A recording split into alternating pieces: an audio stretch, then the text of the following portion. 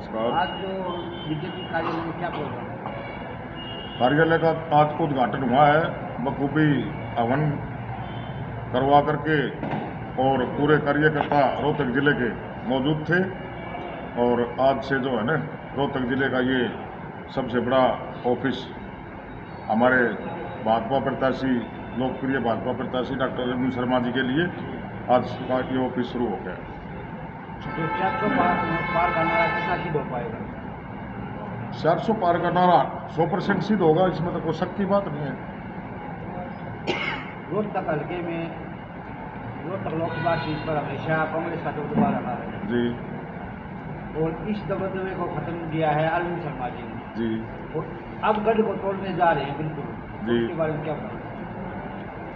गढ़ तो पिछली बार का 2019 का जब इलेक्शन था, डॉक्टर अरविंद शर्मा यहाँ प्रत्याशी बन करके आए, तो यहाँ के लोग बाग, कुछ विपक्षी दल के पार्टी के लोग यूँ कहते थे भाई यहाँ तो दीपेंद्र के सामने मोदी भी उतर का आ जाए तो भी दीपेंद्र नहीं हार सकता।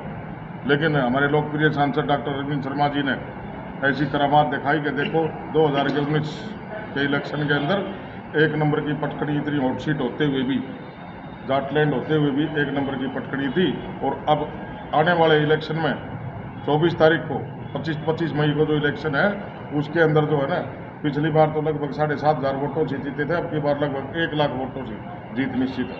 सर, बात करते हैं कलानौर की। जी। जैसे लगातार 2 बार विधायक रह चुकी उत्तला 3 बार तो 3 बार तो कांग्रेस का मतलब वहाँ से अब जैसे क्या है, बीजेपी का कुछ वोट बैंक बढ़ा है या है जी कलानौर? वोट बैंक कलानौर के अंदर बिल्कुल बढ़ा है। लगभग मेरे हिसाब से 10% वोट बैंक बढ़ा, पहले से 10% वोट बैंक बढ़ा है। कलानौर में जीत निश्चित है भाजपा की। 100% जीतनी, पिछली बार भी जीते थे, पिछली बार लगभग 4,500 वोटों से जीते थे। तो अब की बार अंतर बढ़ेगा सर? अब की बार लगभग 25,000 वोटों से जीतने जा रहे हैं कलानौर से। सर, किसी सरकार को बनाने में युवाओं का अहम योगदान होता है जी। तो युवा ब्रिगेड का कलानौर की बात करते हैं, कलानौर क्षेत्र की बात करते हैं, युवा ब्रिगेड का किस तरह समर्थन मिल रहा है? युवा ब्रिगेड का समर्थन मिल रहा है। पारदर्शी नौकरियों की भर्ती की है हमारे माननीय पूर्व सीएम मनोहर लाल खट्टर जी ने, और अब हाल में नायब सैनी जी आए हैं।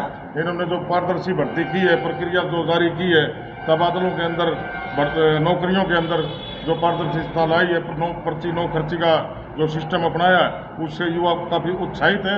और गरीब से गरीब परिवार के बच्चे जो है ना, वो नौकरी मिली है उनको, और वो पूरा प्रचार कर रहे हैं कि भाई सरकार हो तो ऐसी ही होनी चाहिए। युवाओं के अंदर काफ़ी जोश है सरकार के प्रति। विपक्ष तो ये आरोप लग रहा है कि गवर्नमेंट जॉब निकली नहीं। इस 10 साल के अंदर मनोहर लाल खट्टर जी का कार्यकाल रहा 9.5 साल, और अब 6 महीने बचे हैं विधानसभा के। इसके अंदर लगभग 1,20,000 नौकरियां नीचे से लेकर ऊपर तक, ग्रुप डी से लेकर और क्लास 1 तक की नौकरियां 1,20,000 नौकरी दी हैं। ये तो आप रिकॉर्ड उठा कर देख लेना, डाटा चेक कर लेना, गवर्नमेंट से डाटा ले लेना, 1,20,000 नौकरी कम नहीं होती। चुनाव नजदीक थे और उस समय मनोहर लाल खट्टर का इस्तीफा देकर राजकुमार सैनी का सीएम बनना कहीं ना कहीं नायब सैनी का, तो उसके ये कहीं अजीब बात नहीं है। कोई अजीब बात नहीं है, राजनीतिक फेरबदल होते रहते हैं। ये तो समय अनुसार जो है ना, राजनीतिक पार्टियां भी, कोई भी पार्टी हो इसमें, वो करती रहती है, इसमें कोई अचंभे वाली बात नहीं है। और सबसे बड़ी बात तो ये है कि 1 मिनट के अंदर मनोहर लाल जी ने इस्तीफा दिया और उसी दिन सीएम बन गए। मनोहर लाल खट्टर ने इस्तीफा दिया? कोई खास कारण नहीं था मनोहर लाल जी ने इस्तीफा देने का। मनोहर लाल जी विश्वास रखते हैं पार्टी के ऊपर, संघ के ऊपर से हाईकमान के जो आदेश आते हैं उनकी पालना करते हैं, और अपना बखूबी अब भी इलेक्शन के अंदर 10 की 10 सीटों पर मोर्चा संभाले हुए हैं। और हमारे सीएम सैनी साहब भी अब भी मनोहर लाल खट्टर जी को बड़े साहब कह के बोलते हैं। तो 10 सीटों में से कितनी उम्मीद लगी है, कितनी भाजपा खाते में कितनी सीटें जाएंगी? 10 की 10 सीटें जाएंगी, किसी सीट पर भी संशय नहीं है। चेयरमैन साहब, आप कोऑपरेटिव बैंक के चेयरमैन जी, तो कोऑपरेटिव मैं एक बात और कहना चाहूँगा, हाँ, मैं एक बात बीच में रहेगी, मैं और करना चाहता हूँ। आपने बंद कर दी। हाँ हाँ बताओ। कुछ जब जैसे विपक्ष है आरक्षण का मुद्दा उठा रहे थे, जोर शोर से उठा रहे थे, जी जी, तो उस बारे में आपका क्या कुछ कहना है? देखो, आरक्षण के मुद्दे की बात मैं आपको बताना चाहता हूँ कि 1956 के अंदर बाबा साहब डॉक्टर भीमराव अंबेडकर का देहांत हुआ था 6 दिसंबर 1956 के अंदर। उस टाइम पर भारत के अंदर जवाहरलाल नेहरू की सरकार थी, जी प्रधानमंत्री जवाहरलाल नेहरू होते थे। उन्होंने बाबा साहब के लिए 2 गज जगह दिल्ली के अंदर नहीं दे पाए, वो बॉम्बे के अंदर उनका दाह संस्कार करना पड़ा। अब उनकी जो मानसिक सोच है उसके बारे में शुरू से ही कांग्रेस की ये सोच रही है, दलितों को, अल्पसंख्यकों को दबाने की सोच रही है। और ये सोच, उस सोच का ही परिणाम है कि दिल्ली के अंदर 2 गज जगह नहीं दे पाए बाबा साहब के लिए। तो आज भी हमारे पार्टी के वरिष्ठ नेता श्री अमित शाह जी ने बयान दिया पेपर के अंदर, अगर हमारी पार्टी का एक भी सांसद रहा तो भी हम संविधान को नहीं बदलने देंगे, ये मैं वादा करता हूँ। संविधान तो अब जो बन गया वो बन गया। अब तो अगर डॉक्टर बाबा साहब भीमराव अम्बेडकर भी आकर के बोलना चाहो वो भी नहीं बदल सकते संविधान को। ये गलत अफवाहें फैलाई जा रही हैं, बरामद प्रचार की हो रहे हैं, ऑनलाइन हो रहे हैं, पढ़ाई हो रहे हैं, किसी भी काम में थोड़ी सी देरी हुआ है, लेकिन उसके रिजल्ट देखो।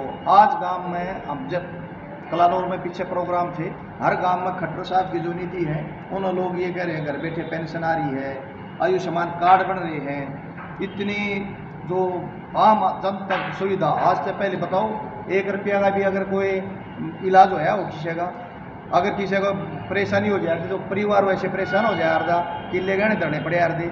आज बिल्कुल आरामदाय जाकर ठाठ थे लोग बढ़िया बढ़िया हॉस्पिटल में इलाज करावे हैं। उस चीज़ का आम जन पे इतना असर है। आप हम परसों गांव का दौरा था, उनमें जाकर देखते लोग ट्रैक्टर आप है और कैसे 9 बज गए, इतनी भारी जन समूह स्वागत के लिए बैठे 2-2 ढाई घंटे इंतजार किया है और लोग हम बड़ा भारी उत्साह देखने को मिल रहा है। तो कलानौर से मतलब कितनी बढ़त है? कलानौर से तो हर बार ही बढ़त मिली है, पीछे भी बढ़त थी और अब की बार भी काफ़ी बढ़त मिलेगी। आपने चेयरमैन होते हुए क्या क्या कार्य किए? हमने चेयरमैन होते हुए भाई साहब जो बैंक में ज्वाइंट लाइबिलिटी ग्रुप महिलाओं के लिए बगैर पहले से कोई अलग नई स्कीम आई हो? बिल्कुल अलग स्कीम, मेरे से पहले ये स्कीम नहीं थी। ज्वाइंट लाइबिलिटी ग्रुप हमने बढ़ाई, 4 महिलाओं को बगैर किसी गारंटी के 2 लाख रुपए उनका काम करने के लिए दिए गए और उनको समय पर, ये नबार्ड द्वारा स्कीम आयोजित है, नबार्ड ने ये स्कीम दी है और वो जो सही मायने में काम कर रहे हैं उनको बीच में हेल्प भी नबार्ड करेगा। मतलब किसी गारंटी की जरूरत नहीं पड़ी? किसी कोई गारंटर की जरूरत नहीं, कोई किसी प्रकार का चार्ज नहीं। इस स्कीम से बैंक को कितना फायदा पहुँचा? बैंक को तो इसमें इतना वो फायदा की नहीं है भाई, ये नबार्ड की स्कीम है इसमें, लेकिन आम जन को, महिलाओं को कितना फायदा? महिलाओं को जितना, हमें कम से कम 8 करोड़ रुपया महिलाओं को लोन बांट दिया, उसमें हमारी 95-96% वापसी रिटर्न है। कुछ थोड़ी बहुत जो दिक्कत है भाई, एक देखो एक्सपायर होगी या हुआ है ना, 100 की 100% आप रिकवरी लगाओ। महिलाओं में रिकवरी मतलब हुई है सर? 100 की 100% रिकवरी आ रही है और महिला में इसके लिए भारी उत्साह है।